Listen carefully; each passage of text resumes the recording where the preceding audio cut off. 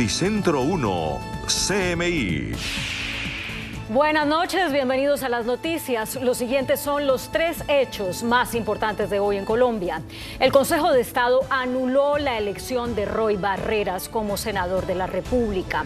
La sección quinta del Consejo de Estado anuló la elección de Barreras como senador para el periodo 2022-2026 al concluir que incurrió en doble militancia porque incumplió su deber constitucional de renunciar a su curul, la que ocupaba, con 12 meses de anticipación a la fecha de inscripción para las elecciones de Congreso en las que se presentó por otra colectividad. El senador Barreras anunció que interpondrá una tutela para restablecer el derecho de sus electores. Ampliaremos esta noticia en nuestra emisión nacional a las 9 de la noche. El fiscal general Francisco Barbosa arremetió nuevamente contra el presidente Gustavo Petro.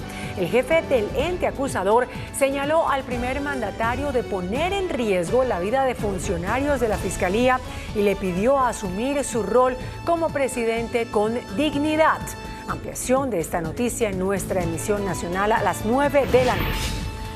Inició hoy de manera formal en La Habana, Cuba, el primer cara a cara de las 2 delegaciones de paz, la del gobierno y la del ELN. Por primera vez estará como consejero máximo quien fuera el comandante de esta organización por 23 años, Nicolás Rodríguez Bautista, alias Gavino, quien dijo que el ELN está en total disposición para negociar y llegar a un acuerdo de cese el fuego. Ampliaremos esta noticia en nuestra emisión nacional a las 9 de la noche. Las siguientes son las noticias más importantes del mundo hoy. Rusia acusa a Estados Unidos por el intento de asesinato del presidente Putin con un dron. Presidente de Ucrania se presenta en la Corte de La Haya. Pide un tribunal especial para juzgar a Rusia. Segundo tiroteo en menos de 24 horas en el estado de Georgia. Deja 4 muertos. Otro banco en crisis dispara la preocupación en Estados Unidos. Florida aprueba la pena de muerte para pederastas. Dolor e indignación por la muerte de un habitante de calle en Nueva York, asfixiado por un pasajero de metro. Nuevas redadas en Nicaragua dejan más de 40 detenidos.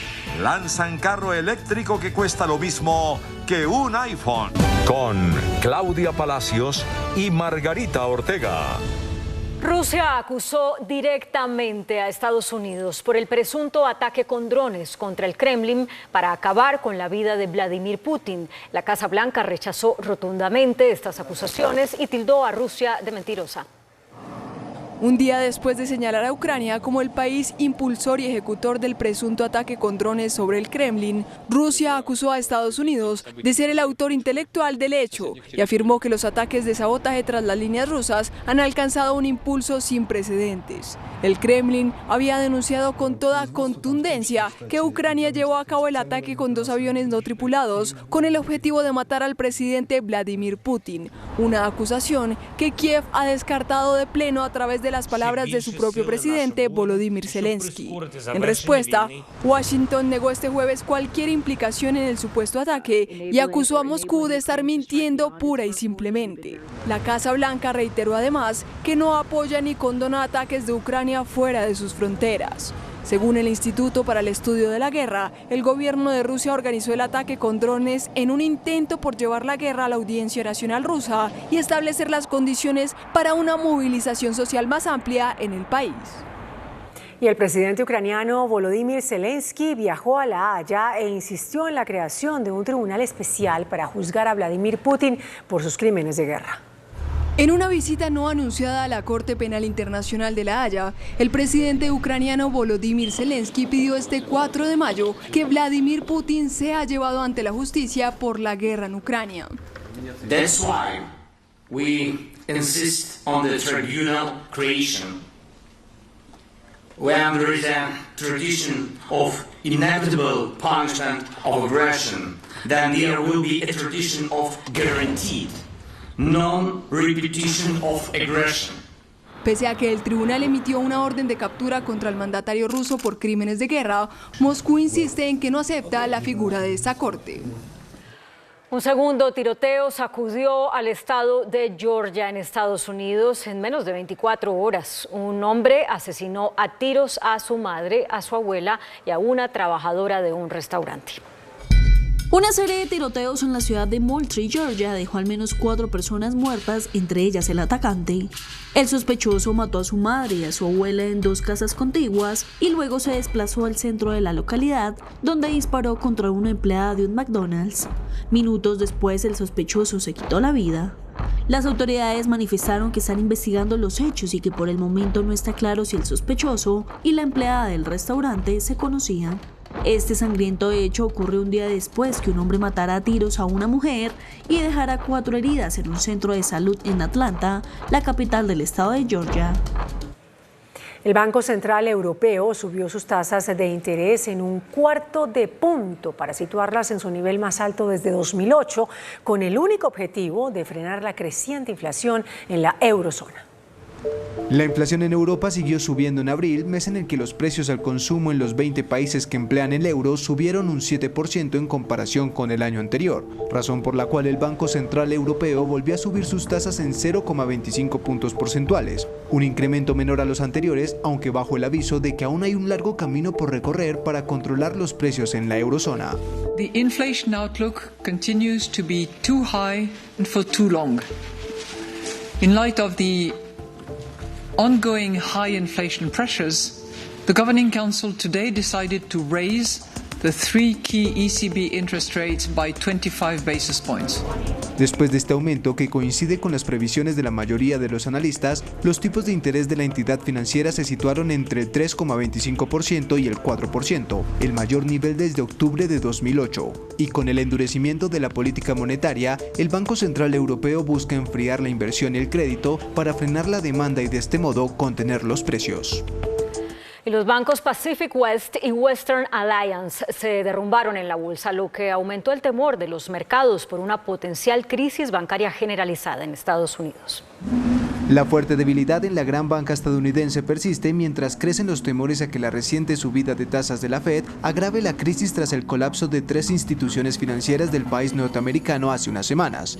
Y así quedó en evidencia tras el derrumbe de los bancos PacWest y Western Alliance, que llegaron a hundirse más de 60% y contagiaron las acciones de otros importantes bancos regionales estadounidenses que registraron graves pérdidas.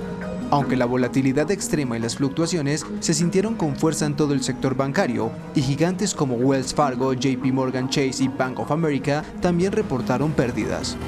Los principales indicadores de Wall Street también sintieron los efectos de la tormenta bancaria que azota a los Estados Unidos, y en la 4ª jornada consecutiva de pérdidas en el parqué neoyorquino, el Dow Jones de Industriales cayó 0,86%, el tecnológico Nasdaq cedió 0,9% y el selectivo Standard & Poor's 500 retrocedió 0,72%. En Estados Unidos, el gobernador de la Florida, Ron DeSantis, firmó un proyecto de ley que permite a su estado imponer la pena de muerte a pederastas. Esta ley permite que se imponga la pena de muerte a condenados por agresión sexual contra menores de 12 años, afirmando que busca que los menores se sientan seguros en su estado. Aunque muchos conservadores apoyan esta decisión, la legislación que entra en vigor a partir del 1 de octubre viola directamente la decisión de la Corte Suprema de Estados Unidos, que declaró inconstitucional que los estados usen la pena capital por un delito que no sea asesinato. Un grupo de senadores de Estados Unidos presentó un proyecto de ley para prohibir las redes sociales a menores de edad. Este proyecto contempla que los y las niñas deban pedir permiso de un tutor para poder crear una cuenta en una plataforma. Además, si se aprueba, impondría restricciones a las empresas de tecnología y de plataformas digitales para que utilicen algoritmos para recomendar contenido a usuarios que tengan menos de 18 años y le exigiría a estas compañías que verifiquen las edades de los cibernautas usando algoritmos y tecnología de última generación. En redes sociales publicaron el dramático momento en el que un mendigo fue asfixiado hasta la muerte en el metro de Nueva York. Jordan Neely, un joven afroamericano de 30 años, murió asfixiado en uno de los vagones del metro, luego de que un veterano de infantería de ese país y otros 3 sujetos lo dominaran y rodearan su cuello con sus brazos para intentar detenerlo por su comportamiento, que era errático pero no violento dentro del medio de transporte y tras insultar a la gente que se encontraba a bordo. El gobierno de Daniel Ortega ordenó una redada policial masiva que dejó 40 personas detenidas, entre las que se encuentran opositores, activistas, campesinos y periodistas. Las patrullas policiales del régimen de Daniel Ortega y Rosario Murillo volvieron a desatar el terror en las calles de Nicaragua durante una nueva ola de arrestos en las que los agentes de seguridad del régimen allanaron viviendas y detuvieron a opositores, activistas, campesinos y periodistas en casi una decena de departamentos. Fue una redada masiva que dejó al menos 40 personas detenidas, según calculan organismos de monitoreo de la oposición. Se trata de la mayor cifra de detenciones registrada en una sola jornada desde el operativo paramilitar de 2018, conocido como Operación Limpieza. Los detenidos ya comenzaron a ser juzgados de forma express por los supuestos delitos de conspiración para cometer menoscabo de la integridad nacional y propagación de noticias falsas.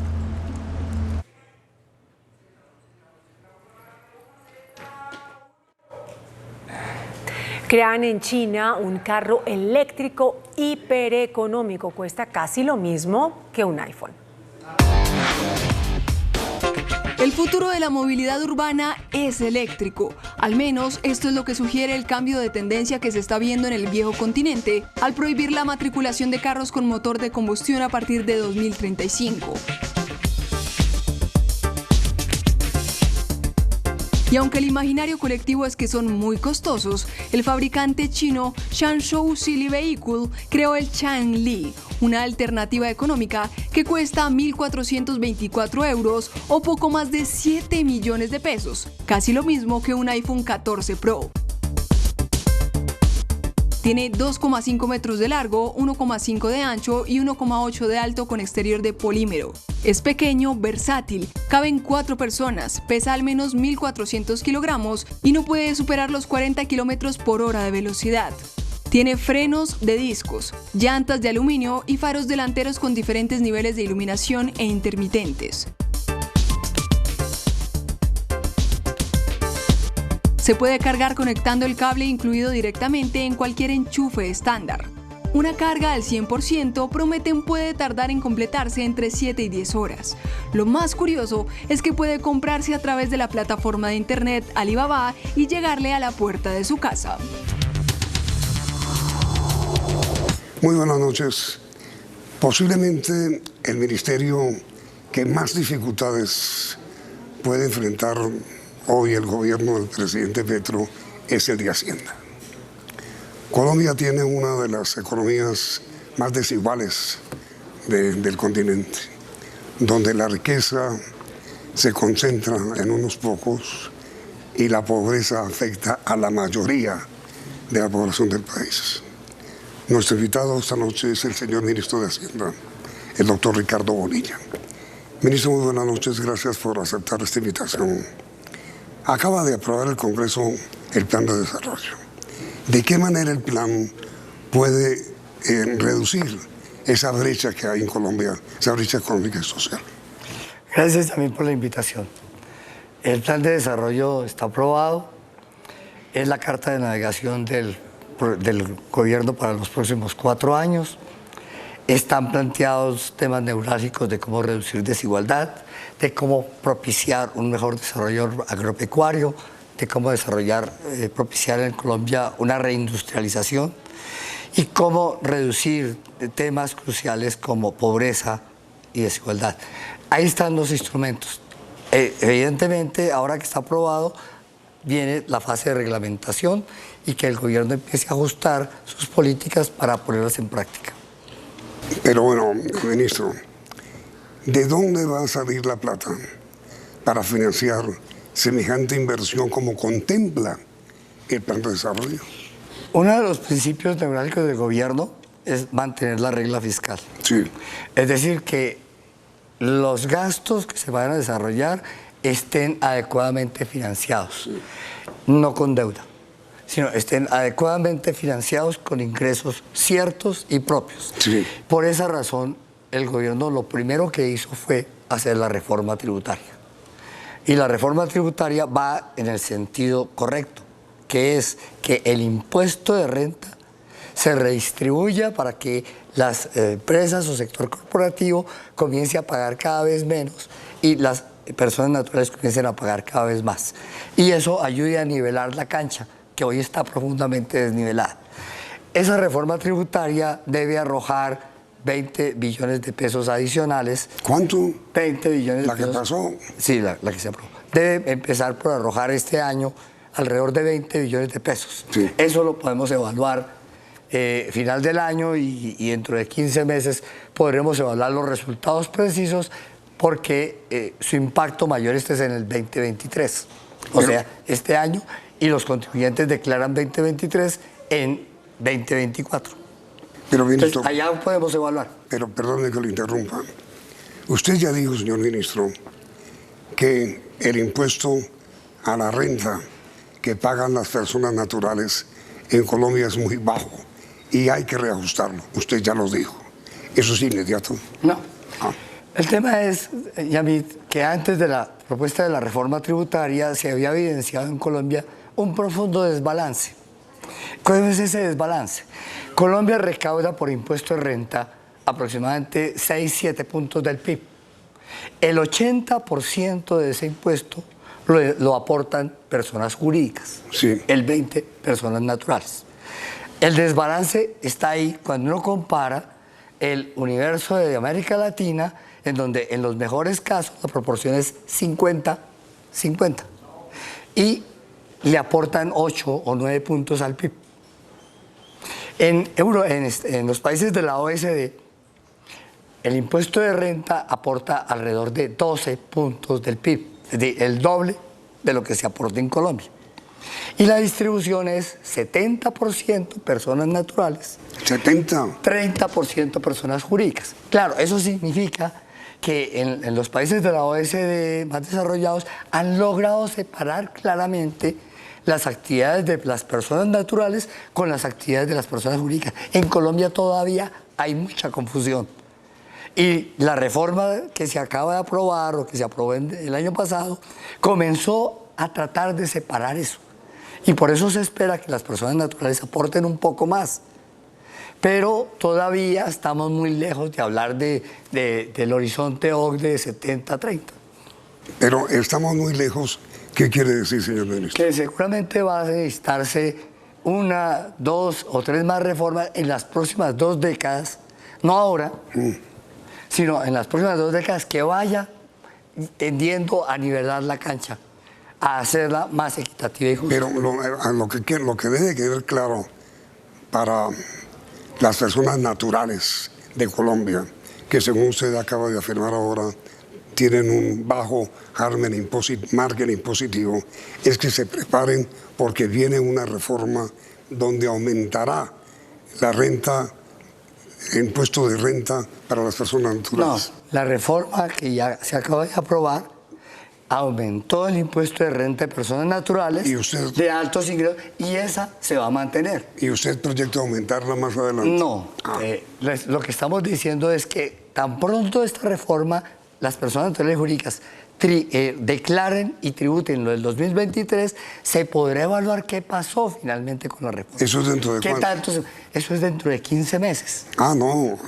Dentro de 15 meses comenzaremos a evaluar y nos sentaremos con organismos internacionales, el Banco Mundial, el BID y otros, para mirar el horizonte tributario y ver hasta dónde hay que seguir haciendo ajustes. Y eso se lo dejaremos al próximo gobierno. Okay. Ah, ¿sí? Sí, eso no lo haremos nosotros. A ver, ministro. El mayor ingreso que recibe Colombia hoy por exportaciones es la exportación de petróleo. Sí, señor. El país se encuentra en una gran contradicción en el gobierno, porque por una parte sus ingresos, los ingresos de la nación, dependen de la producción de petróleo, de la exportación de petróleo, de la producción de gas y de carbón. Y el presidente de la República anuncia o defiende o proclama su política de descarbonización y despetrolización de la economía colombiana. ¿Cómo se entiende? Pero es que la política de descarbonización y despetrolización de la economía colombiana no es ya. Es un periodo de transición. Por eso se llama transición energética. ¿Eso qué significa? Que nosotros tenemos unas reservas probadas de petróleo, sí, reservas probadas de gas y reservas probadas de carbón, y hay unos compromisos internacionales, porque por ventas futuras eso ya existe, en los cuales entendemos que durante la próxima década el país va a vender carbón y petróleo, mientras tanto el gobierno colombiano va preparando el terreno para hacer dos transiciones que son simultáneas. La primera transición, crear una oferta exportable que permita reemplazar carbón y petróleo. Esa oferta no la tenemos hoy. Esa oferta significa reindustrializar la economía colombiana, esa oferta significa propiciar un mayor desarrollo agrícola y esa oferta significa diversificar servicios. Eso no lo tenemos en 2 años ni en 3 años. Eso es lo que vamos a dejar organizado y que empiece a trabajarse desde ya. Y el plan de desarrollo va en esa dirección. Esa es una primera transición. De tal manera que en ese periodo de 10, 15 años, efectivamente reemplacemos los ingresos del carbón y del petróleo con otras exportaciones. Esa es la primera transición. Y la segunda. No, pero perdón, sobre eso. Si eso es así, señor ministro, ¿puede esperar el país que se reactive la expedición de más licencias de exploración de petróleo? Yo tendría una pregunta más interesante todavía, y es, ¿cuántos contratos de exploración han solicitado en los últimos 8 años? Porque hoy tenemos 200 contratos de exploración. Concedidos. Concedidos. Sí. Abarca más de 7 millones de hectáreas. Está en todas las áreas donde geológicamente se ha comprobado que existe algo. Eso de algo puede ser agua, gas o petróleo, que es lo que siempre sale después de una exploración. Uno de los 3 sale. Y el interrogante es que 40 de esos contratos se encontraban suspendidos cuando empezó este gobierno.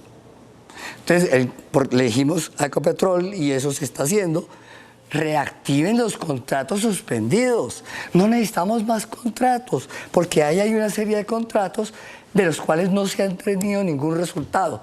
De esos 200, empezando el gobierno, solo había resultados de 12. No están dando resultados. ¿Por qué no los se activan? ¿Los abandonaron? No, efectivamente algunos de ellos ya los renovaron. Sí. Y de hecho, algunos de ellos ya empezaron a dar resultados. Entonces, lo que nosotros sí queremos, y estamos esperando el informe de la Agencia Nacional de Hidrocarburos para que nos diga qué pasó con todos esos contratos. Y los contratos, señor ministro, que tiene Ecopetrol. ¿De acuerdo? Donde usted decide. También están ahí. Los contratos, unos son de Ecopetrol, otros son de otras petroleras. ¿Todos negativos? No, lo que estamos esperando, Javid, es que la Agencia Nacional de Hidrocarburos nos entregue el informe ya de qué pasó. Ese informe lo tiene que entregar ahora en mayo. ¿Qué pasó con todos esos contratos y cuáles son las reservas reales probadas? Ese fue el compromiso del gobierno, que después de ese informe podíamos saber exactamente de qué estábamos hablando en Colombia para poder hablar de si hay necesidad o no de nuevos contratos de exploración, pero también saber quién está pidiendo el contrato y con base en qué estudios geológicos lo está pidiendo, porque nadie puede pedir un contrato de exploración que no esté sustentado por algo. Pero mire, señor ministro, usted bien lo sabe, que desde el momento cuando se descubre un pozo positivo hasta el momento en que comienza a producir, pasan muchísimos años, eso no es de un día para el otro. En consecuencia, ese periodo de muchísimos años que pasarán mientras se descubre el pozo hasta cuando comienza a producir, es lo que el gobierno ha congelado. No, no está congelado. No, nadie lo ha congelado.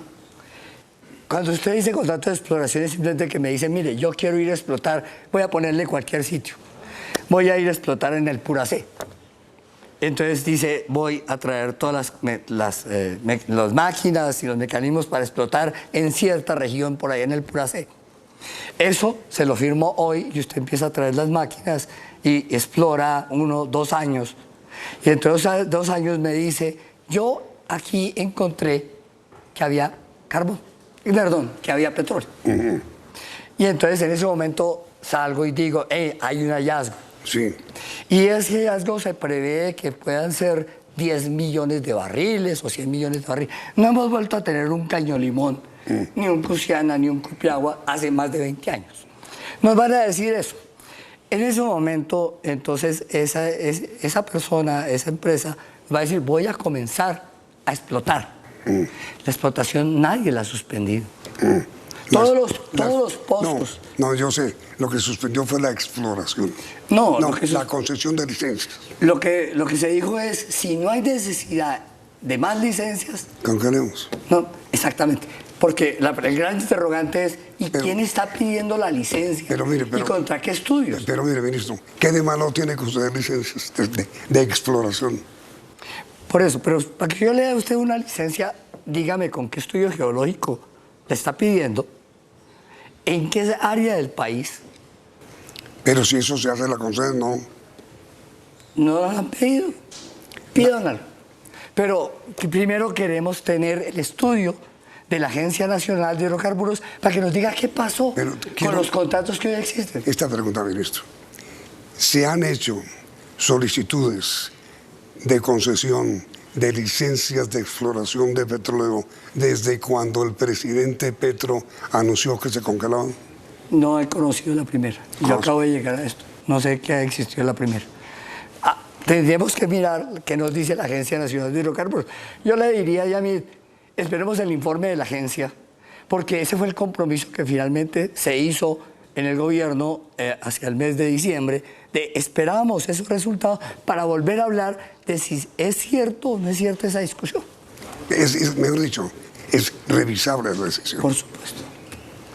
Por supuesto. Pero volviendo a mirar cuáles son las áreas del país en donde puede existir, por razones geológicas, petróleo, gas o carbón. Mire, señor ministro, los economistas del país lo han definido a usted como uno de los grandes seguidores de la escuela británica del profesor Keynes, que es usted una gran figura keynesiana. La base fundamental, yo no soy economista, pero desconozco que la base fundamental de Keynes es el intervencionismo del Estado. ¿Hasta dónde usted es intervencionista? Keynes hizo una propuesta en un periodo muy importante de la historia económica. Sí, después de la guerra. La economía estaba en crisis. La guerra. Y en ese periodo, entre las guerras, lo que dijo fue, aquí quien puede... Lo normal de la economía es que sea la actividad privada la que la desarrolle. Pero en este periodo de crisis la actividad privada no tiene condiciones para sacarla adelante y entonces Keynes dijo, aquí hay que incorporar al Estado como actor económico importante, a eso es a lo que se llama intervencionismo, para que el Estado cree condiciones de inversión y aumente la producción. Eso tiene ya su tiempo, el mundo ha cambiado. Sí. Hoy lo que hay que mirar es en qué consiste el grado de intervención del Estado. Pero mire una cosa, ministro de Hacienda. Curiosamente, la doctrina Keynes primero triunfó, luego descendió y ahora, últimamente, ha vuelto a resucitar. Y usted bien lo sabe. Sí. Es posible que bajo su Ministerio de Hacienda se introduzcan medidas que faciliten, dentro del estilo Keynes, el aumento de la demanda de la gente.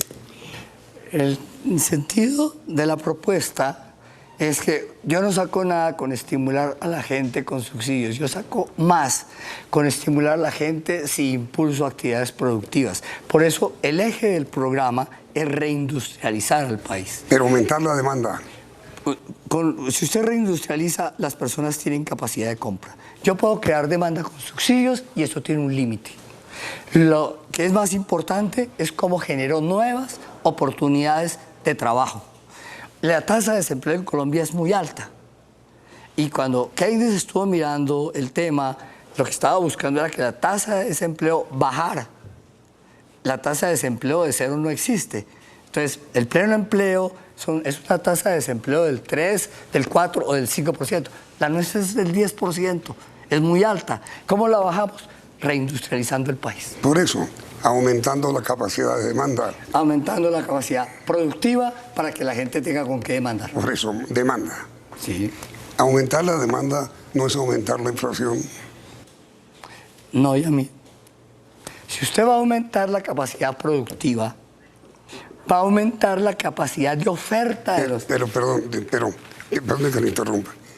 Yo no estoy hablando de capacidad productiva, sino de aumento de la demanda para que aumente la capacidad productiva. Si yo aumento la demanda con bienes que no tengo, que no produzco, lo que genero es inflación. Si la aumento, simplemente diciéndoles, tenga, compren, pero no hay que es la que tenemos hoy. Hoy tenemos una inflación que en esencia es por desabastecimiento, por falta de productos. Esa falta de productos se expresa en esos precios. Lo que nosotros tenemos que fomentar para combatir esa inflación es que esos productos se vuelvan a producir en Colombia. Pero mire, le repito, ministro querido, yo no soy economista, pero hay unas cosas elementales, digamos, de la doctrina Keynes, que es, primero, estimule la devaluación, aumente la devaluación para aumentar exportaciones. Segundo, aumente la demanda para aumentar la producción. Y ahí se generaría inflación, no sé. Pero si usted mantiene la filosofía Keynes, podría esperarse de usted, ahora me dijo que no a su momento, que cesara el aumento de la carga impositiva, que entre otras cosas es doctrina Keynes. Pues entonces viene el tema, Yamit. La política para estimular exportaciones en el mundo tiene dos vertientes. Sí. Una, tasa de cambio, devaluemos. Sí. Y si devaluemos, ponemos los precios colombianos más baratos afuera. Pero ¿yo qué saco con devaluar en un país que no tiene oferta exportable? Sí. Es decir, que estamos vendiendo lo mismo. Sí. No saco nada. Sí. Cuando lo que necesito es ampliar y diversificar la economía. Hoy, la búsqueda de cómo reemplazamos en el mediano plazo las exportaciones de carbón y de petróleo, lo que significa es que encontremos una oferta industrial más amplia que podamos vender allá. Que dejemos de depender como Colombia. En el siglo pasado hablábamos de monoexportación, porque todo se concentraba en café. Después hablábamos de un grupo muy pequeño, y era café y petróleo. Y acuérdense de la canción de Anegaño. Sí. A eso hoy, ¿con qué lo miramos? Con que los 5 primeros productos de exportación de Colombia son más del 50% de las exportaciones. Y no hemos sido capaces de diversificar la oferta exportable. Y ese es el gran reto. Porque, ¿qué devaluó? Devaluó la moneda, pero va a vender el mismo carbón, el mismo petróleo, el mismo café, eventualmente los aguacates que promocionamos hace 4 años. Pero, ¿dónde está el resto? ¿Cómo diversificamos? Esa es entonces mi siguiente pregunta, señor ministro. ¿Qué va a hacer usted para aumentar la producción interna, para aumentar simultáneamente las exportaciones? ¿Qué idea tiene usted, señor ministro, o qué plan tiene para aumentar exportaciones? Nosotros, en el corto plazo, lo que tenemos son productos que ya han venido ganando un espacio y que tienen capacidad productiva en Colombia, tienen capacidad instalada y que además de venderse en el mercado interno han encontrado algún nicho afuera. Pero eso es una política que todavía no ha prosperado tanto y el objetivo del Ministerio de Industria es esencialmente identificar 2 tipos de productos. Aquellos donde podemos incidir en la industria para volver a exportar, cómo recuperamos la industria textil y de confecciones que en el pasado fue importante. No, pues el maíz. No, pero hablemos de industria. ¿Cómo recuperamos esta? ¿Cómo volvemos a producir en Colombia medicamentos, vacunas, que además de abastecer el mercado interno podemos vender afuera. ¿Y cómo le fortalecemos la cadena metalmecánica? Que sabe usted que en la cadena metalmecánica, que son bienes de transporte, electrodomésticos, computadores, etcétera, es donde se concentra más del 90% de las importaciones del país. Porque en Colombia no las producimos, somos consumidores. Y hace 50 años teníamos algo de producción con segunda revolución industrial. Hoy todo el mundo pide cuarta revolución industrial. Entonces el tema es cómo podemos atraer la inversión extranjera de este tipo de cadenas para que vuelvan a mirar a Colombia como un espacio de producción y no solo como un espacio de consumo. El presidente está firmando en España un acuerdo con Boeing. ¿Ese acuerdo qué es? Produzcamos partes para aviones en Colombia. Ese es el acuerdo. Entonces, acuerdos como esos son los que tenemos que promover. Nosotros no somos, no atacamos la inversión extranjera y somos ajenos a la necesidad de ella. Lo que queremos es una inversión extranjera que vaya dirigida a la diversificación de la economía. Más agricultura, más industria y más servicios. ¿Y de qué manera usted va a subsidiar o a estimular eso? Más producción industrial, más agricultura, más servicios. La reforma tributaria ya dejó unas reglas de juego. Esas reglas de juego son las que van a recibir todos los plan de desarrollo. Ya. Y la reforma tributaria ya lo dejó y el plan de desarrollo está planteando dos instrumentos. ¿De cuáles reglas de juego se refiere usted? A que quien llegue como inversión extranjera tiene ya unas reglas de juego tributarias que están establecidas y que no le vamos a cambiar. Porque ese es el gran temor, ¿no? Que el cambio de las reglas de juego. Sí, pero eso significa que yo esté haciendo reformas tributarias cada rato. Sí. Lo que nosotros entendemos que esta reforma tributaria fue construida para que tenga un sentido de mayor permanencia. Por eso, con usted no se debe esperar, señor ministro, una pronta reforma tributaria. No. No vamos a plantear. Pero sí vamos a evaluar los resultados de esta para decirle al próximo gobierno, por aquí va a tener que seguir. Entonces, para terminar su programa de esta noche, como hay cosas tan interesantes, ministro, le invito ahora mismo a grabar el programa de mañana para plantear otra serie de inquietudes. Pero miren, Keynes, curiosamente, que es un maestro, inicialmente propuso dentro de su doctrina no crear impuestos para aumentar demanda. Y posteriormente propuso lo contrario, crear impuestos. ¿Usted qué es? ¿Buen creador de impuestos o prefiere no crear impuestos? Respóndame, señor ministro, mañana. Gracias, ministro, muy querido. Y a ustedes, televidentes, los invitamos a continuar aquí en Noticentro 1 CMI y esperar mañana la respuesta y algunos otros temas como el valor de la gasolina, por ejemplo, con el señor ministro de Hacienda, el doctor Bonillo. Muy amables. Noticentro 1 CMI. Presidente del Congreso Roy Barreras interpone tutela contra fallo que anuló su elección como senador. Consejo de Estado lo acusó de doble militancia e invalidó su elección. Barreras pasó del partido de la U al pacto histórico sin renunciar a la U, dice Consejo de Estado. Plan de desarrollo en conciliación. El acuerdo será votado a medianoche por plenarias de Senado y Cámara. Canales públicos de televisión piden aprobar norma que impida prácticas restrictivas en publicidad. El fiscal Barbosa endurece su lenguaje contra el presidente Petro. Venimos con plena disposición para acordar cese del fuego, dice Gavino del ELN. Petro pide excluir al ELN de lista de terroristas. Avión privado perdido con 7 personas a bordo desde hace 4 días. Estados Unidos sanciona a 3 exmilitares colombianos. Colombia seguirá viviendo 15 años más del petróleo, dice ministro de Hacienda. Con Claudia Palacios y Margarita Ortega. Iniciamos nuestra segunda hora de noticias. El presidente del Congreso, Roy Barreras, anunció que mediante una tutela espera controvertir la decisión del Consejo de Estado que hoy anuló su elección. Con el senador Barreras está el periodista Carlos Ruiz. Buenas noches, Carlos. ¿Qué tal? Muy buenas noches. Estamos en la oficina del presidente del Congreso de la República, Roy Barreras, el hombre que es noticia hoy política y jurídica, porque el Consejo de Estado anuló su elección al Congreso de la República, al Senado. ¿Cómo recibió usted esta decisión, senador? Bien, realmente no pasa nada. Los fallos de las Cortes se respetan. Caído en combate judicial, eso es una realidad, pero vamos a dejar que los abogados, que son los que saben de derecho, se ocupen de este asunto.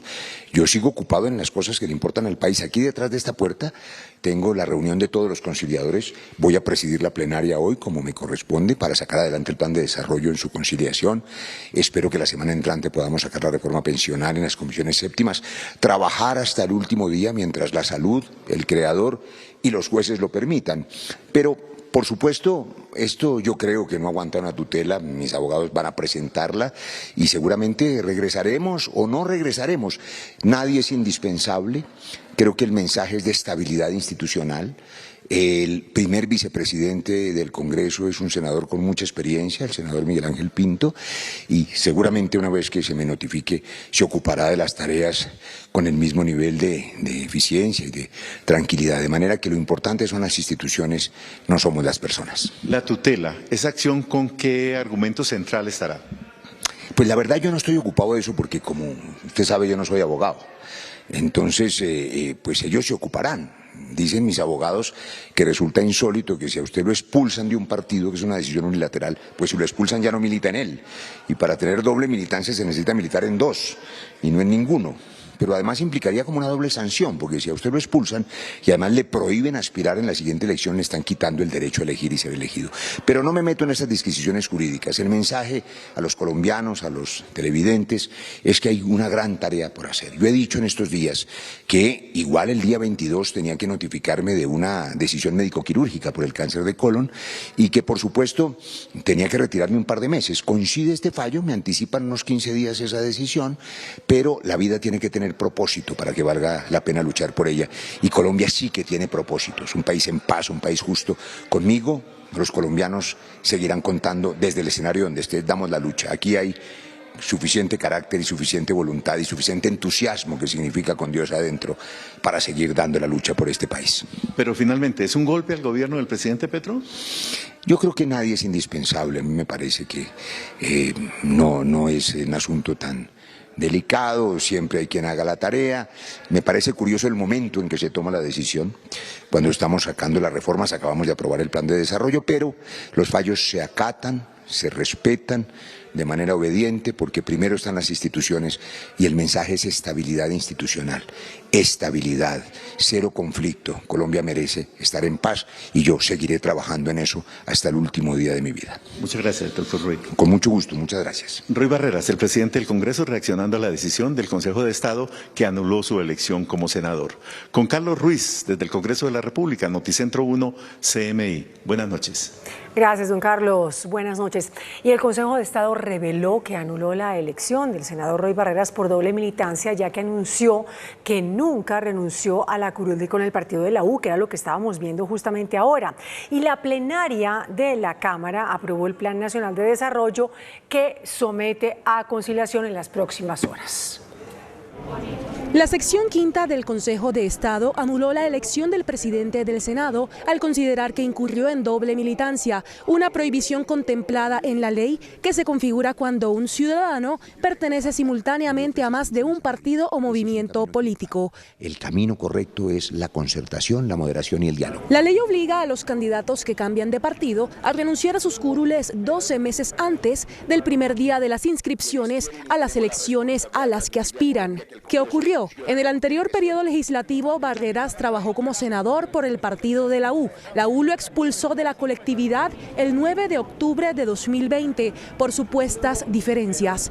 Un año después, el 13 de diciembre de 2021, Barreras se inscribió como candidato al Senado con el aval del movimiento Alianza Democrática Amplia ADA y fue inscrito por la coalición Pacto Histórico que apoyó al presidente Gustavo Petro. Y la transición democrática de la manera más tranquila. Entre el tiempo de su salida de la U y su participación activa en la campaña petrista, Barreras nunca renunció formalmente a la curul de la U, pues consideró que su expulsión bastaba jurídicamente para poder inscribirse a la nueva elección. El pueblo somos todos los 50 millones de colombianos. Por esta razón, por no haber renunciado como lo exige la ley, varios ciudadanos demandaron ante el Consejo de Estado su elección y la corporación, con ponencia del magistrado Pedro Pablo Vanegas, les acaba de dar la razón. El fallo que saca del Congreso a Barreras advierte: se demostró su incursión en doble militancia, toda vez que no renunció a su curul obtenida con el partido de la U para el periodo 2018-2022 para postular e inscribir su candidatura a la misma Dignidad por otra colectividad diferente, Movimiento ADAI. Para el Consejo de Estado, Barreras debió haber renunciado a su curul antes del 13 de noviembre de 2021. Se precisó que la expulsión del demandado del partido de la U no lo eximía de su deber de renunciar a la curul en el plazo constitucionalmente establecido. Esta decisión es de única instancia y contra ella no proceden recursos. Barreras tiene una amplia trayectoria política multicolor. Inició en las Juventudes Liberales. En 2006 ingresó a Cambio Radical como representante a la Cámara. El partido lo expulsó en 2009 y un año después ingresó a las filas de la U, la colectividad por la que acaba de perder la más alta posición a la que llegó en su carrera como legislador. Bueno, y como decíamos, la plenaria de la Cámara de Representantes aprobó el Plan Nacional de Desarrollo que será sometido a conciliación en las próximas horas. ¿Qué tal, Lina Sandoval? Buenas noches, los detalles. Muy buenas noches, Claudia y televidentes. En este momento se encuentran precisamente reunidos los congresistas conciliadores, 6 de Cámara y 6 de Senado, los encargados de dejar listo este texto final, esta conciliación que debe ser votada por las plenarias de Cámara y Senado en la madrugada de este viernes. Pero ¿cuáles fueron esas diferencias entre lo aprobado en Cámara y Senado? Les preparamos un informe. Estos son los artículos del Plan Nacional de Desarrollo que van a conciliación porque fueron aprobados en una de las cámaras o se aprobaron en ambas, pero con modificaciones. La implementación de recomendaciones de la Comisión de la Verdad fue aprobada en Cámara, pero no en Senado. Además, la prohibición de cláusulas de exclusividad en contratación de pauta publicitaria en televisión abierta fue aprobada en Cámara, pero no en Senado. También la contratación estatal con juntas de acción comunal, ONGs y personas naturales. Este artículo fue aprobado en ambas cámaras, pero con modificaciones. En la Cámara Baja se sacó que el Estado pueda contratar de forma directa con personas naturales. También va a conciliación un artículo que amplía las fotomultas, pues en la Cámara fue aprobado con un cambio a diferencia del Senado. Lo que se aprueba con ese artículo es que se instalen sistemas de detección electrónica conocidos como fotomultas, fundamentalmente para controlar la evasión en SOAT y en revisión técnico-mecánica. Con lo aprobado en Cámara lo que hicimos fue blindar a los conductores de motos y vehículos para que no se amplíe a otro tipo de infracciones, porque si no en Colombia sería más costoso ir a la costa por efecto de las fotomultas que por efecto de los peajes. Lo que hicimos fue blindar los conductores. Otro punto que va a conciliación, pues pasó en la Cámara pero no en el Senado, tiene que ver con la autonomía del gobierno nacional si financia el 70% o más de un proyecto regional. Sobre las facultades extraordinarias para el presidente de la República, el Senado aprobó una que crea una entidad pública para vías terciarias. Sobre estas facultades, ambas cámaras aprobaron la compra de predios del Hospital San Juan de Dios, también la modificación de programas sociales, familias y jóvenes en acción, el Grupo Bicentenario para homogenizar la regulación de servicios financieros públicos. ¿Qué fondos se aprobaron? Fondo Buen Vivir, el fondo de la vicepresidencia que busca la equidad, hay 6, 7 fondos. Además, se aprobó un artículo que le permite al gobierno la aceleración de compra de tierras, a pesar de la advertencia de un punto clave por parte del representante Guadid Mansur. Este artículo también fue aprobado en el Senado. Si el propietario le dice que no, entonces la misma Agencia Nacional de Tierras se inventa una metodología para definir si la tierra está siendo productiva o no está siendo productiva. Y aquí todos conocemos las posiciones de muchos de estos ministros, y si aquí no se definen los mecanismos bajo los cuales se definirá cuál es un terreno productivo o no productivo. Esto será un arma muy fuerte para atacar a los ganaderos de Colombia. Nos entregan los instrumentos para hacer una reforma agraria, para agilizar la compra de tierras de manera voluntaria y pagando el avalúo comercial. En ambas cámaras se eliminó el aumento del impuesto predial para financiación del sistema de transporte y que se aumenten las tarifas de servicio de transporte público. Una vez quede aprobada la conciliación por las plenarias de la Cámara y el Senado, en la madrugada de este viernes, el Plan Nacional de Desarrollo pasa a sanción presidencial. Es por ahora la información desde el Capitolio Nacional. Lina María Sandoval, Noticentro 1, CMI. Lina, gracias. Y los canales regionales de televisión hicieron un llamado al Congreso de la República para que apruebe finalmente el Plan Nacional de Desarrollo, un artículo que prohíbe las prácticas ilegales de algunas empresas para controlar toda la pauta publicitaria en el medio televisivo. En el Senado fue excluido, pero en la Cámara fue aprobado el artículo 371 del Plan Nacional de Desarrollo, que había sido avalado por el gobierno y defendido por los congresistas que consideran que la libertad de información y la eliminación de prácticas restrictivas de la competencia son derechos de los colombianos. El presidente del Canal 1, Ramiro Avendaño, hizo un llamado al Congreso para que en la conciliación de esta noche, senadores y representantes mantengan vivo el artículo. A ver, estamos hablando de un artículo que garantiza que los anunciantes son libres, que pueden anunciar donde quieran, en los canales regionales, en los canales de televisión abierta, en los canales comunitarios, en el que ellos decidan. Se supone que el Senado de la República tiene que cuidar las libertades individuales, las libertades empresariales. Entonces esto es fundamental para financiar la prensa, para financiar la democracia, y pues es un tema que ya tiene que desaparecer, una práctica que ya tiene que desaparecer, y lo que hay que garantizar es que efectivamente las cláusulas de exclusividad en televisión se abolen completamente. Estamos esperando que el Senado, que es la Casa de la Libertad y la Democracia, comprenda eso y actúe en concordancia. Ramiro Avendaño advierte que en este caso están en juego dos libertades, la libertad de empresa y la libertad de información. Es decir, estamos hablando de libertad. Nosotros desde el canal defendemos dos cosas fundamentales, las libertades individuales y las libertades económicas.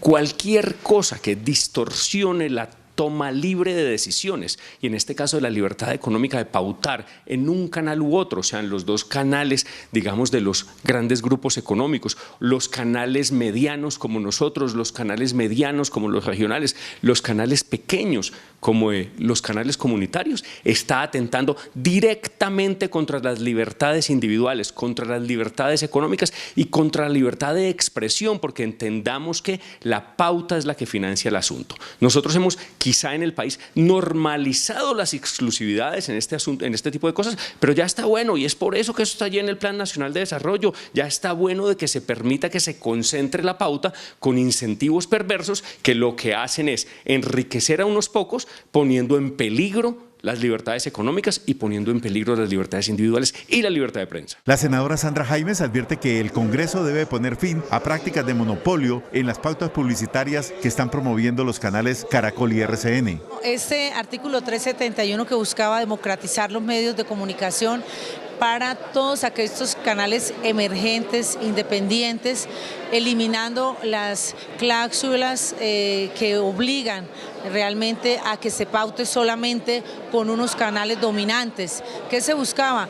Que todas las empresas y los empresarios puedan pautar en todos los canales independientes y emergentes regionales, nuestros canales regionales que hoy necesitan y que se mantienen económicamente con la pauta publicitaria. Entonces era la eliminación de estas cláusulas de realmente que no permiten que se paute con otros canales. Esto es arbitrario, esto no es equitativo, es antidemocrático.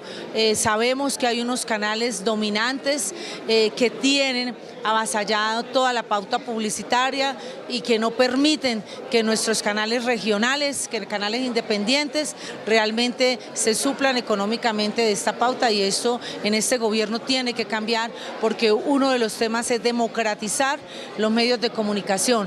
Acá en Colombia hay dos medios de comunicación que tienen además pues una audiencia que además no permite el libre periodismo y que eso también, la libertad de expresión también está aquí avasallada. Que necesitamos es que realmente haya la libertad para comunicar las noticias verazmente.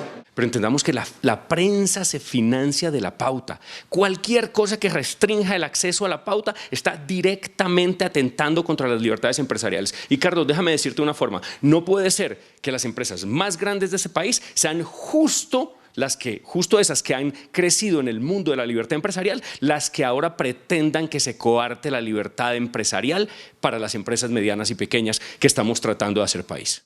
Una comisión de senadores y representantes resuelve hasta ahora en conciliación si el artículo de la libertad para las pautas publicitarias en televisión queda vigente o se cae. El fiscal general Francisco Barbosa arremetió nuevamente contra el presidente Gustavo Petro y lo acusó de poner en riesgo la vida de los funcionarios de la Fiscalía. Además lo tildó de tuitero de oposición de su propio gobierno. El nuevo choque entre el fiscal general y el presidente Gustavo Petro se dio a raíz de la solicitud del primer mandatario de convocar un consejo de política criminal para discutir una denuncia que apunta que supuestamente el fiscal Daniel Hernández habría omitido investigar homicidios del Clan del Golfo. El fiscal general defendió a Hernández y criticó duramente a Petro. Si le llega a pasar algo a la familia de Daniel Hernández o a Daniel Hernández, independientemente de las investigaciones que adelante la Fiscalía contra ese fiscal o contra cualquier hecho, o su familia, o ese menor de edad que es un sujeto de especial protección, es un menor de edad que tiene sujeto de especial protección y fue fijado en ese trino por Gustavo Petro es responsable de la muerte de esas personas.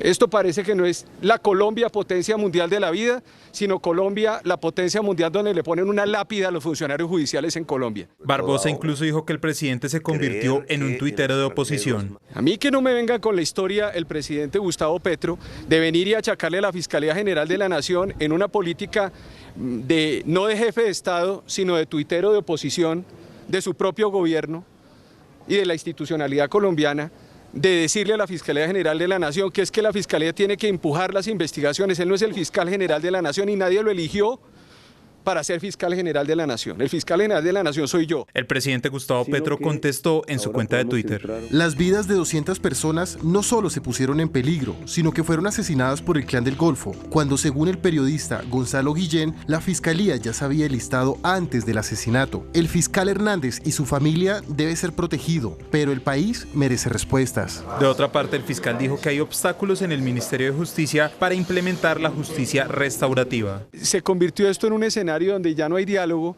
y no hay diálogo institucional, entonces pues yo llamo la atención al país de que por favor trabajemos juntos, de que de verdad el país no aguanta más faltas de coordinación y de articulación. El fiscal dijo que la política criminal del país no se puede centrar en sacar a los presos de la cárcel.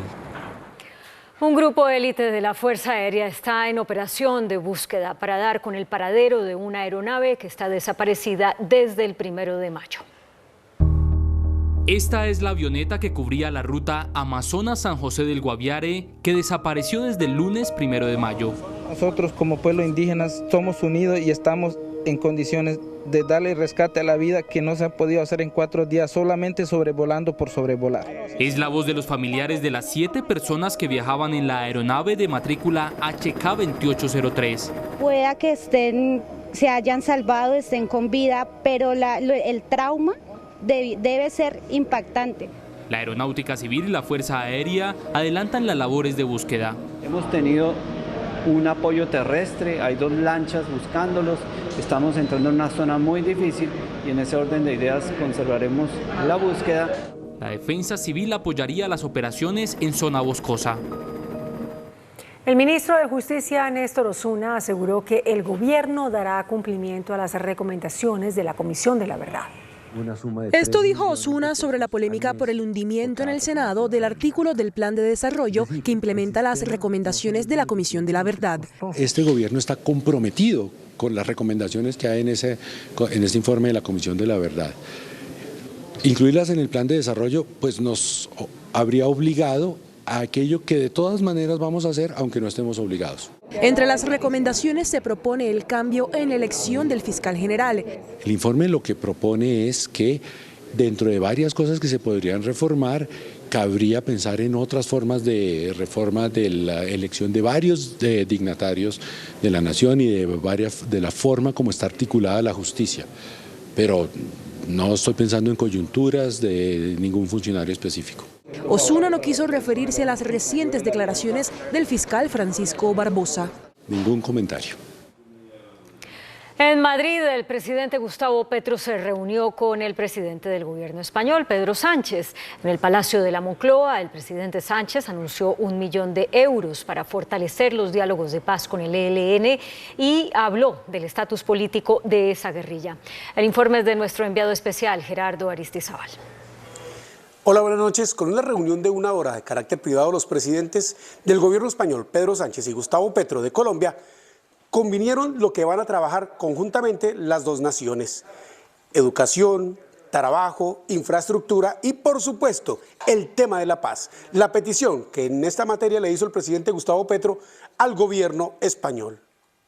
Y el gobierno español, que liderará Europa, pues estudiará la posibilidad, de acuerdo al avance de este ciclo, sobre todo en términos de tregua o de cese al fuego, pues nos ayude a que pueda, si las cosas van bien, salir de las listas de terroristas que se elaboran por los países y adquirir otro estatus realmente político. Luego agradezco y mucho el que el presidente Petro haya reconocido a España como un país que puede participar en el proceso de negociación y, como él ha dicho, en función de cuál sea el avance en ese proceso de negociación y de diálogo, pues evidentemente nosotros a disposición del presidente y del gobierno colombiano para hablar con el resto de socios europeos y efectivamente pues materializar esas peticiones que haga el presidente Petro y el gobierno colombiano.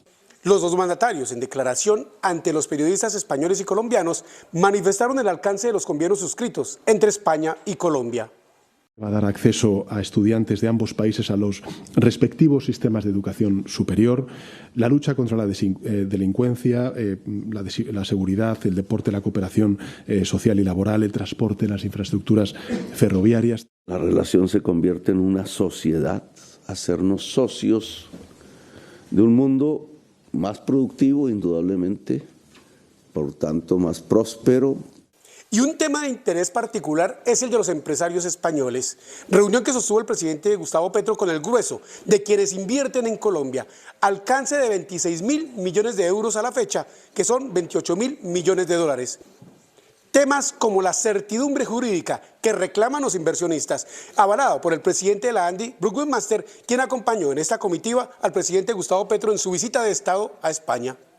Estabilidad regulatoria, seguridad jurídica, los ministros nos lo han transmitido, calidad de la norma, que es sinceramente lo que nosotros pensamos que genera la confianza, y ahí es donde el presidente cuenta con las empresas españolas. No, yo creo que la incertidumbre todavía existe, eso lo hemos conversado con el gobierno, y hay que hacer una tarea grande por generar cada vez más la sensación de que en Colombia no solamente digamos, la empresa privada tiene un buen sitio para desarrollarse, sino que además es bienvenida.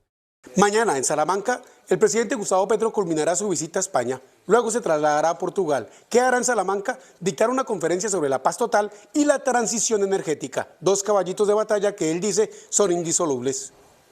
Desde el Palacio de la Moncloa, Gerardo Aristizábal, Noticentro 1, CMI. Inició hoy de manera formal en La Habana, Cuba, el primer cara a cara de las dos delegaciones de paz, la del gobierno y la del ELN. Por primera vez estará como consejero quien fuera máximo comandante de esta organización por 23 años, Nicolás Rodríguez Bautista, quien dijo que el ELN está en total disposición para negociar y llegar a un acuerdo del cese el fuego. Venimos con plena disposición y optimistas de que salgan adelante los dos temas esenciales: participación de la sociedad y el cese bilateral al fuego. Son las palabras de quien fuera máximo comandante del ELN entre el 98 y el 2021 y quien ahora ya retirado de la organización por problemas de salud fue designado consejero de la mesa de diálogos. Con la expresa solicitud del gobierno colombiano, vengo a ejercer con mucho gusto mi actividad por la paz de Colombia. Y justamente sobre la guerra y la paz, esto dijo. Yo quiero la paz desde que comencé a empuñar las armas, porque las empuñé para servir al país y lo más importante para un revolucionario es el objetivo de la paz. Y 60 años de actividad guerrillera me han generado situaciones de salud que he tenido que atender, pero que no liman ni mellan mi disposición a luchar por la paz. El presidente de la Comisión de Paz del Senado, Iván Cepeda, quien integra la Delegación de Paz del Gobierno, dijo que el diálogo comienza en cordialidad y un espíritu constructivo. El tema de participación de la sociedad en construcción de la paz, de cese de fuegos y de medidas de protección a la población civil, avanzar en los alivios humanitarios, en general darle un impulso decidido a estos diálogos. Para final de mes está previsto que termine este tercer ciclo de conversaciones. El gobierno de Estados Unidos vetó el ingreso a su territorio de 3 oficiales en retiro del Ejército Nacional por no colaborar con la Jurisdicción Especial para la Paz. El veto cobija a los coroneles en retiro Publio Hernán Mejía y Juan Carlos Figueroa, excomandantes del batallón La Popa e imputados por decenas de falsos positivos. También cobija al excomandante de inteligencia del Ejército, general Iván Ramírez Quintero, investigado por las desapariciones del Holocausto del Palacio de Justicia. Su manifiesta falta de cooperación con las investigaciones de la JEP es abominable y una afrenta a las víctimas. Su negativa a participar realmente en el proceso de la JEP debe abordarse no solo en el ámbito nacional, sino también en el internacional. Con estos señalamientos públicos estamos enviando un mensaje a las personas de todos los bandos del conflicto. Estados Unidos advierte que este es el primer veto que se aplica en Colombia por incumplimientos con la JEP. Podrían venir más nombres y el veto no solo perjudica a los directamente implicados, también a sus familiares. Ana María Cuesta, Noticentro 1, CMI. El gobierno nacional suspendió hasta nueva orden la llegada de vuelos con migrantes y deportados colombianos que llegan al país desde Estados Unidos. La razón principal que dan desde Migración Colombia tiene que ver con las condiciones inhumanas a las que eran sometidos por autoridades migratorias estadounidenses. Suspendimos los vuelos con personas retornadas o expulsadas de los Estados Unidos. El funcionario del gobierno nacional niega que se haya regresado un avión con colombianos. No es cierto que Colombia haya retornado un avión hacia los Estados Unidos con población colombiana en su interior. Eso no es cierto. Explicó el por qué se tomó la decisión de suspender los vuelos. El incumplimiento de los Estados Unidos en cuanto al envío de los vuelos. Tuvimos 2 fallas esta semana, 2 días que perdimos, 2 aviones. El maltrato hacia los migrantes colombianos es otra de las razones del por qué se tomó la decisión. El caso de madres con niños, con 1 o más niños que llegan esposadas, que llegan con grillos en los pies, cuando son madres que lo que han intentado es viajar hacia Estados Unidos buscando un futuro mejor, pero que de ningún modo son delincuentes, entonces no se les puede tratar como delincuentes. El expresidente de la Corte Suprema de Justicia, Leonidas Bustos, compareció ante la misma Corte.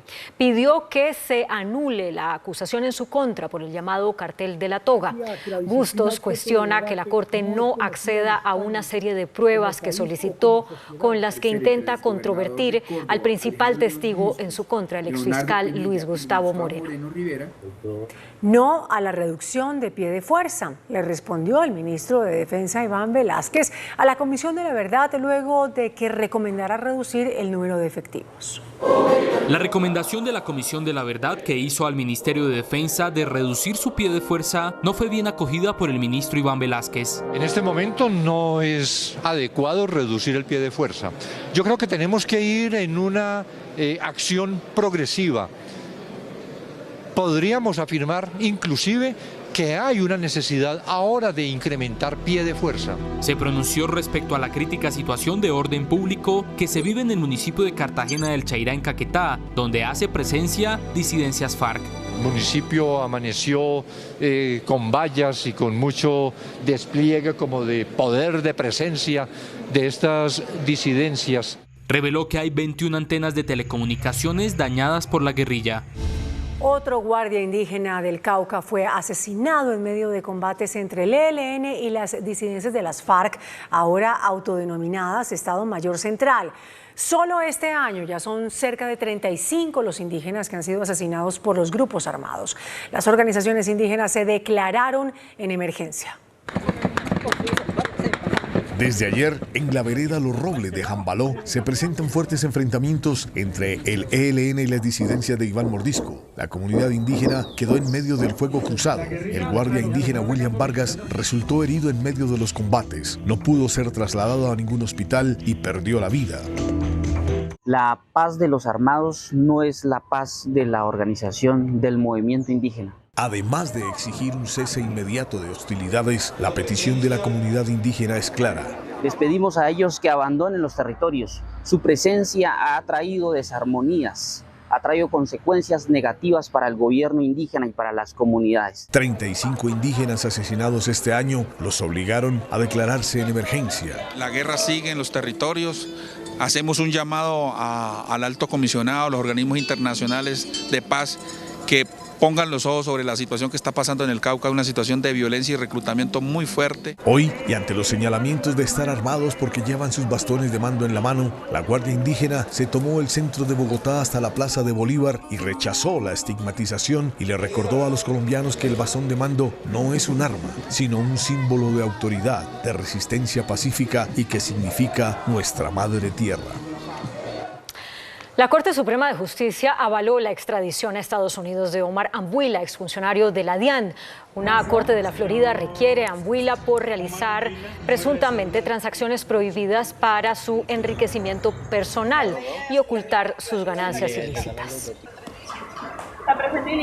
El ex candidato presidencial Rodolfo Hernández está recluido en el Hospital Internacional de Colombia en Piedecuesta, Santander. El centro médico informó que el estado de salud del exalcalde de Bucaramanga es bueno y que se le realizan chequeos médicos. Se desplomó la acción de Ecopetrol, se cotiza por debajo de los 2.000 pesos.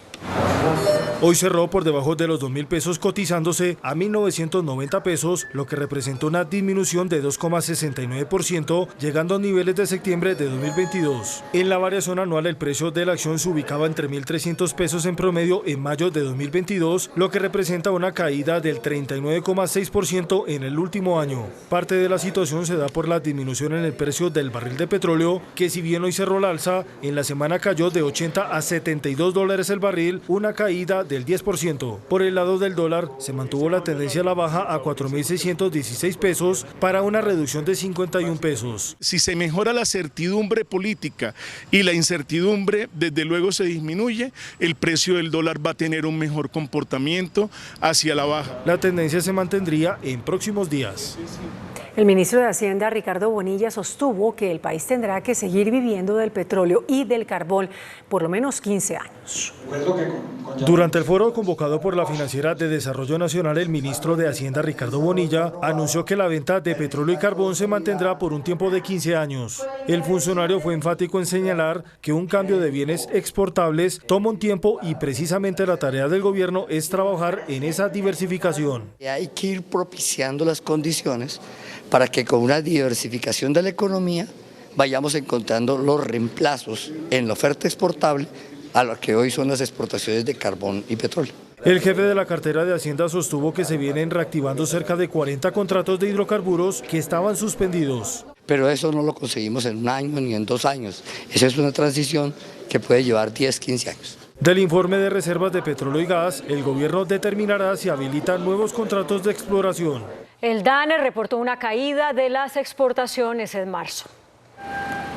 De acuerdo con el DANE, las exportaciones colombianas en el mes de marzo registraron 4.462 millones de dólares, lo que representó una caída del 10%. El resultado se da como consecuencia de una reducción en los grupos de combustibles y en el sector agropecuario. La demanda a nivel internacional ha caído y nosotros estamos viendo que desde finales del año pasado estamos teniendo unas menores exportaciones y unas menores importaciones. Eso es reflejo de lo que ha acontecido con la inflación y con el incremento de tasas de interés. Por otro lado, en el mes de abril las exportaciones de café cayeron 9%, al igual que la producción, la cual bajó en un 6%.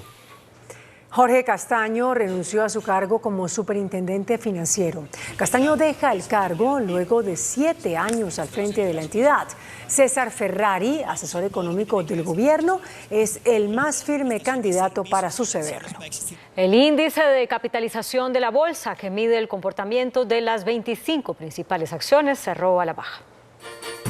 El índice selectivo MSCI Colcap de la Bolsa de Valores de Colombia bajó 0,01% a 1.158 puntos. La acción de la empresa de telecomunicaciones de Bogotá fue la que más subió, con una valorización de 4,76% a 110 pesos. La acción de Ecopetrol fue la que más bajó, con una pérdida de 2,69% a 1.990 pesos. También la acción de Ecopetrol fue la más negociada de la jornada, al movilizar más de 19.000 millones de pesos.